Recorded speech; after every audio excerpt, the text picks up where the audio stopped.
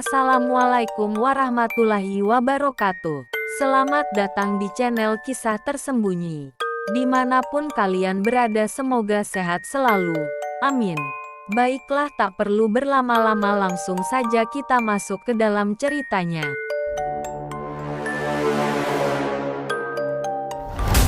Desa Sembunyi. Sebuah pemukiman kecil yang terhimpit di antara perbukitan dan hutan lebat. Tak pernah benar-benar tidur nyenyak. Malam itu, tepat di bawah cahaya rembulan yang bulat sempurna, hawa dingin yang menusuk tulang melingkupi setiap sudut rumah.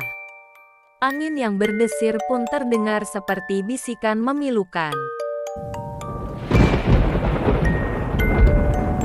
Desa ini menyimpan sebuah kisah misteri yang tak lekang oleh waktu. Kisah tentang arwah gentayangan Nyi Roro, seorang penari yang menghilang secara misterius 50 tahun yang lalu. Warga desa selalu berpesan, jangan pernah keluar rumah saat bulan purnama.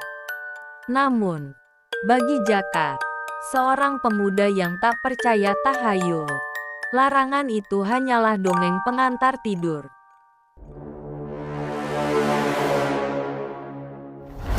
Malam ini aku akan buktikan bahwa semua itu omong kosong, gumamnya pada dirinya sendiri.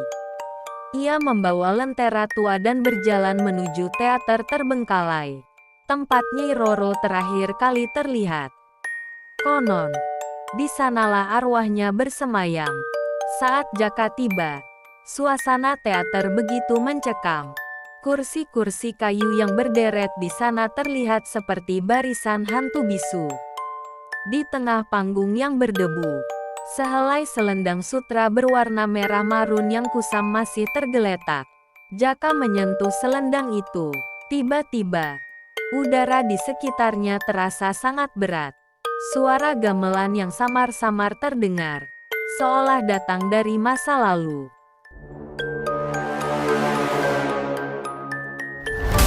Jaka mengedarkan pandangan, lalu matanya terpaku pada sesosok bayangan putih yang melayang di belakang layar panggung.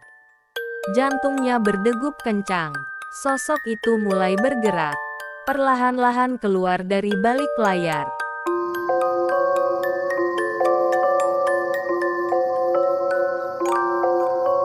Itu adalah Nyi Roro. Wajahnya pucat pasi dan tatapan matanya kosong.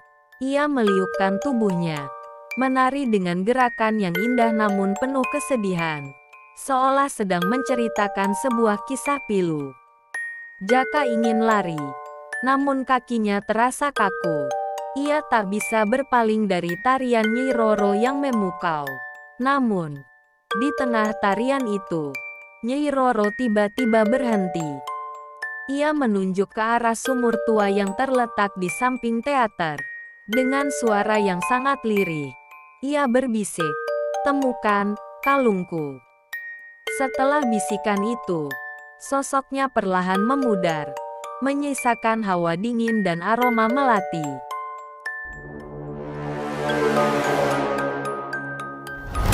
Jaka sadar, arwah Nyi Roro tidak gentayangan karena ingin menakut-nakuti, melainkan untuk meminta pertolongan.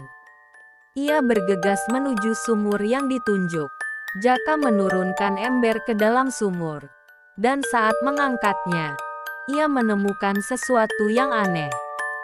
Sebuah kotak kecil dari kayu cendana terikat pada tali ember.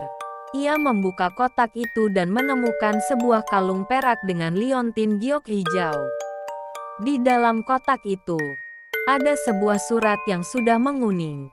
Surat itu berisi pengakuan dari seorang pria bernama Darmo, yang juga merupakan tunangan Nyi Roro. Darmo menulis bahwa ia telah membunuh Nyi Roro karena cemburu. Ia mengira Nyi Roro berselingkuh dengan seorang bangsawan yang memberinya kalung giok. Darmo kemudian membuang jasad Nyi Roro ke dalam sumur dan menyimpan kalung itu, berharap arwahnya takkan pernah tenang.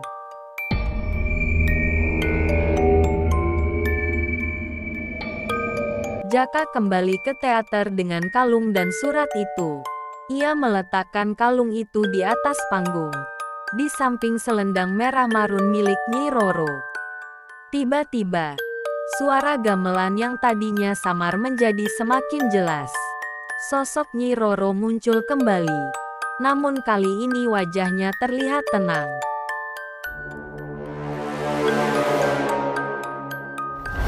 Ia membungkuk hormat kepada Jaka.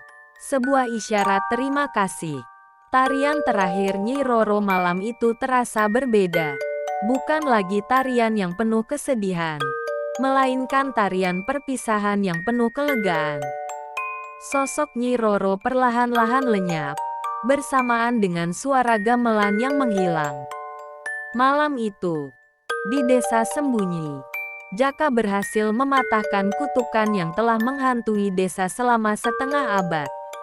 Desa sembunyi akhirnya bisa tidur dengan nyenyak, tanpa diganggu bisikan angin yang memilukan.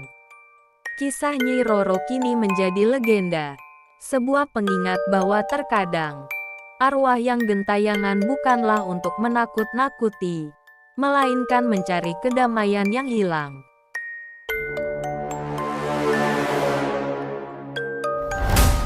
Terima kasih sudah mendengarkan cerita kami. Semoga kalian terhibur. Sekian dan terima kasih.